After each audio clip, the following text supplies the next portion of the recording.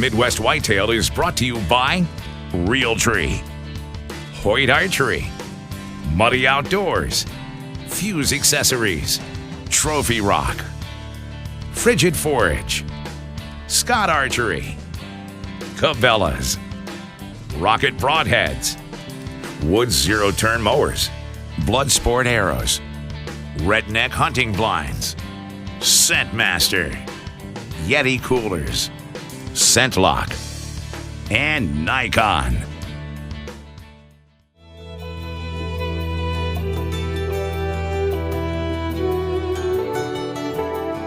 Welcome to Midwest Whitetail. On today's episode, I'm going to do something a little bit different.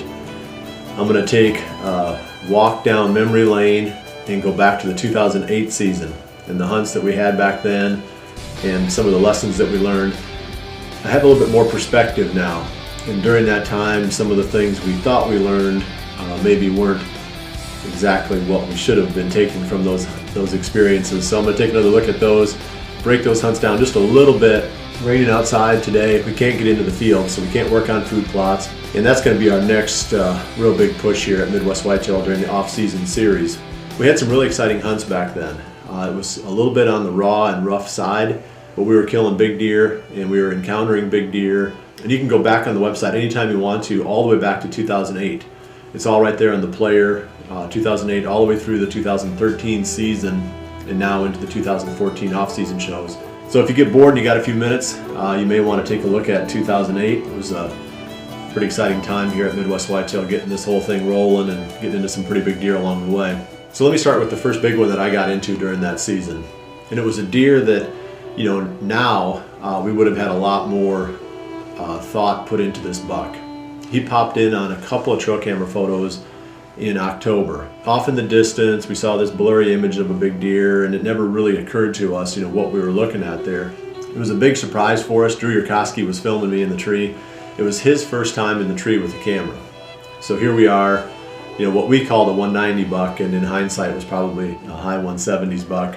The deer was coming in quick. I was at full draw waiting for him to get in the perfect position, 12, 15 yards away from the stand. I was leaning on a branch that went across in front of the stand at the time, and Drew was sitting, I think he was sitting on another branch in the tree. And when he moved in order to get the camera around, I think he was trying to film around me or something, he actually pushed on my stand at the exact moment that I was squeezing the trigger. Well, with me kind of, teeter-tottered over that branch, I had some backward pressure on the stand with my feet, and when he did that, my whole body tipped and shifted right at the exact moment that my finger broke the release aid trigger, and the shot went real low on this buck. The deer, we never did recover him. He went well over a mile, and the guys actually found him during the shed hunting season. So we did recover him. The real lesson, I think, is the trail camera patterning and how ineffective we were early on and how much better we got over the years. As I look back on this hunt, that deer should have raised some flags when we saw him in the background on some of these early pictures in October. And we should have spent more energy really trying to figure out where he was and what this deer was all about. But anyway, November 7th, one of the biggest bucks on the farm gets away. And I've always said November 7th is my favorite day of the season. If I had to pick one day, that would be the one. And once again, it held up during the 2008 season. Just a couple of days later, I believe it was November 9th, and I was hunting an open gate. There's a number of ridges that come together right on the top of this. There's a longer ridge and then a bunch of secondary ridges that split out from that. And it all kind of comes together right at this open gate. And it's not as if the funnel is super narrow or I would say super effective, because the fence on both sides of the gate is pretty easy for the deer to jump. So it's not one of those deals where every deer has to go through that gate. It's just one of those spots where maybe a percentage of them use that versus jumping the fence someplace else. Okay, this buck was another one that we had pictures of from earlier in the year. We had a lot of pictures of him on a ridge maybe a quarter of a mile or so from where I was hunting. Again, we're going back to this whole thing about maybe how simplistic the trail camera patterning process was. We only ran cameras in a few spots, and we never understood the full range of movement of some of these bucks that we were after. It's really become more sophisticated, this approach to patterning. I won't say that this deer really surprised us, but I didn't recognize him right away when he was coming in. He was fully mature, that was pretty obvious. The thing that I think the lesson we take from this deer was the fact that he stopped about 75, 80 yards away from the stand, and he picked up a little bit of our ground scent where we'd walked into the setup. You know, when a deer's a little bit on edge like that and he's trying to figure out what to do, you really don't want to make any kind of do anything to call attention to your spot, because I was tempted to call to him at that point, to reassure him that, hey, you need to come in this direction. But I thought the better strategy was to stay quiet and see what he did and let him sort of call the shots. If he would have took off and gone a different direction, I would have let him get a ways away and then tried to grunt him back in again. The other thing on that too is if you're too close to a buck and you grunt, you can actually spook them, because they look right away and they don't see another buck, and the other deer has to be there. They need to be able to see that deer if he's obviously that close and making a call. So if they don't see the deer, then that makes them a lot more wary too. So I just let him go, and he came right on through the gate and offered a nice clean shot. I caught a little bit of flack for this shot angle, angling toward pretty sharply, hit the deer right square in the chest and caught a lung and the heart, and really was a devastating kill. The thing on that, the takeaway I guess I kept trying to tell people is, I'm shooting 85 pounds and a long draw length, so I'm packing a lot of energy, and I've shot through a lot of deer over the years, from the front all the way through the back, and so that one was in my case, I felt like a very ethical shot angle. It's not one that I would take though if I was shooting a lower draw weight. So that was the first kill that I had during the 2008 season when we were filming the Midwest Whitetail shows. And my second one was, I think it was about the 16th of November. And one of the things that's interesting, if you go back to 2008 season on this farm, our buck to doe ratio was really skewed toward bucks. When I first bought this place in 2002 and we started to hunt it more aggressively, we shot a lot of does and actually reversed the buck to doe ratio on this property. And I would say it almost got to the point where it was 3-to-1 in favor of bucks. It's nowhere near that now, because our population has really kind of changed and the numbers have dropped, and I've gone into a lot of detail about that. So we had a lot of these bucks that were out cruising by themselves during the rut looking for does. If there aren't very many does and there's a lot of bucks, you're going to get a lot of movement during the rut. So that was the case on the 16th of November when I shot the second one. And this was another deer that, he was a fully mature deer. I think when we had this one aged, he came in at 5.5. And the one that I'd killed in the open gate was a 5.5-year-old too. And this deer was one we'd filmed during the summer in this area, in the area that I was hunting him. And that's why I was there. There were 2 or 3 bucks that were sort of moving together. One of them was a deer that I later killed in 2009 that we had nicknamed Survivor. And this deer, they spent the summer together. And then there was this deer that we called the Great 8. He lived in that area more or less. So I felt like I had to have a stand there. There wasn't a whole lot of, I won't say thought put into this one. It was a standing cornfield, a point coming up out of the timber. Just stuck a stand up in there and hoped for the best. Didn't have any real intelligence, or whatever you want to say, recent intelligence to suggest that this deer was using that area. He was just out cruising during the rut. I don't know for sure where he was going, because we weren't too far off the county road. My guess is he was coming up out of the timber. He's going to go through the cornfield. The way he was traveling, he wasn't there to feed. He was probably going to cross the road and go on to the neighbors looking for does over there. So I wouldn't say I had a whole lot of takeaway on this one. Sometimes you just get lucky. You just got to be in the places where you know that there's a few mature deer living and put your time in and hope for the best. And that was the case on the buck that I killed on the 16th of November that year. Normally that part of the rut is pretty dead around here, because the majority of the does, or the highest number of does, are in estrus.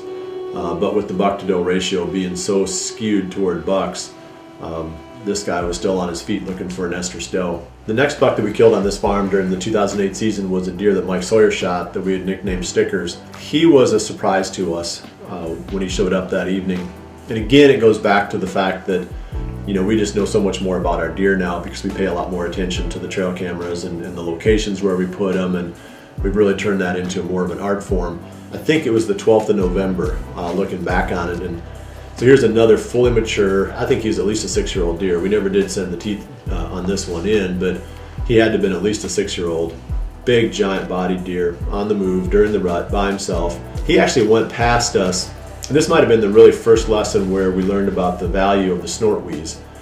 he was not going to come in. We tried grunting. We grunted at him several times, and we raised the volume and really tried to get his attention with the grunt.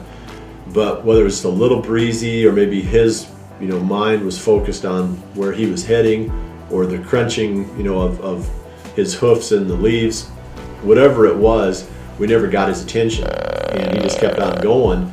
And then I snort wheezed really loud with my mouth, and that shrill pitch of the snort wheeze was just enough to get to him. He was probably about 95, maybe a little over 100 yards, somewhere in that range away. So it wasn't like he was a long ways away, but it took that shrill snort wheeze to get his attention, and then he came right to the stand. The lesson here, real quick lesson on this one is, sometimes when you're calling to them and they don't react, it's not because they're hardened or whatever you want to say, jaded to the sound of the grunt call, or they're leery, that they think it might be a person or whatever. It might be so simple as the fact they just didn't hear it. So we really, take that to heart. And if we don't get a reaction from the deer, some kind of a reaction from a buck, we just assume he didn't hear it. We keep taking the volume up and the aggressiveness of the calling up until we at least get him to lock and look.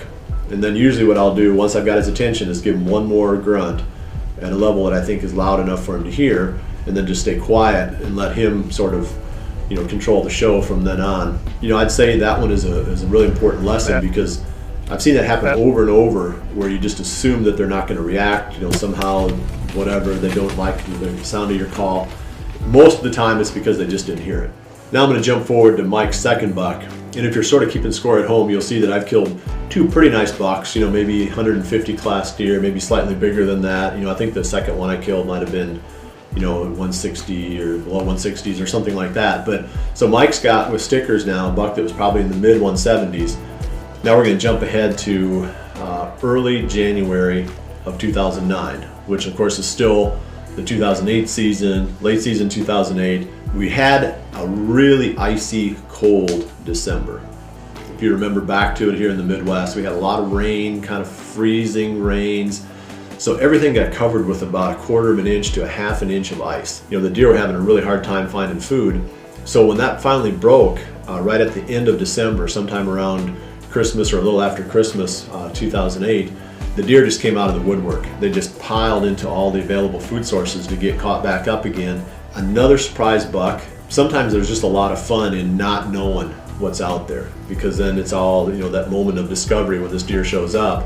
We had no idea that this buck was on this part of the farm. The deer had been really coming through this area. It was just a point of timber leading up into an alfalfa field, and the deer were really hitting that alfalfa field hard, which might be a little bit of a surprise for January, in the Midwest, to think that the deer are hitting alfalfa versus going to the, the more traditional grain crops. So anyway, these bucks were all piling into the alfalfa, and I think it was their third night in that stand, and maybe the 4th or 5th deer that they'd killed out of it. So Mike made the most of it, made a good shot on this buck, and he went down into the bottoms. We found him right next to a creek. I think that I've never been so surprised with the deer that we walked up on as when I helped Mike to trail that deer. When I got there to go with him to trail it, he said, yeah, it's probably at least a 150 or around a 150, 8-pointer, and it's 150 inch 8-pointer is a big buck. Well, we get to this deer and he lifts the head of the deer off the ground, and I was thinking, oh my gosh, that's a lot bigger than a 150 inch 8-pointer. And we later put a tape on it, and it was over 180 inches, basic 8-pointer with some stickers. Anyway, the key point there to take away is there's 2 times during the late season when you can really get into good deer. One is when you've had, let's say, seasonal temperatures, then you get a really hard cold snap. And it just seems like everything hits the food sources then. And then the other time is when you've had really unseasonably cold conditions, and then you get a warm snap. So that's the 2008 season. There were several other hunts that we had that were exciting. It wasn't just the ones that took place on this farm. We had a good-sized pro staff. Everybody was running around shooting at big deer back in those days. So if you get a chance, like I said, go back to some of these. I would call them the archived shows. The good old days, if you want to call it that. It was some pretty exciting times for us. So I hope you enjoyed today's show. We'll see you right back here again next week for the next episode of Midwest Whitetail. And remember to always dream big.